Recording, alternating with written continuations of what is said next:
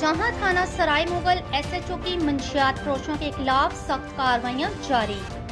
मशहूर ज़माना मंशियात फरोश गुलाम रसूल बज नाजिर कौम जबीर को गिरफ्तार कर लिया, जिसके कब्जा से 1600 ग्राम चर्स बरामद। मशहूर ज़माना मंशियात फरोश गुलाम रसूल बज नाजिर के खिलाफ पहले भी थाना सराय मुगल में 3 मुकदमा दर्ज हैं। हल्ला न्यूज से गुफ्तगू करते हुए एसएचओ थाना सराय मुगल का कहना था, हमारे थाने की हदूद में मंशियात फरोशों का खात्मा हमारी अव्वलीन तरजीह है और मैं दिन रात मंशियात फरोशों के खिलाफ सख्त कार्रवाइयां जारी रखूंगा ताकि नौजवान नस्ल तबाही से बच सके। किसी भी खबर या अपडेट्स के लिए देखते रहें हल्ला न्यूज।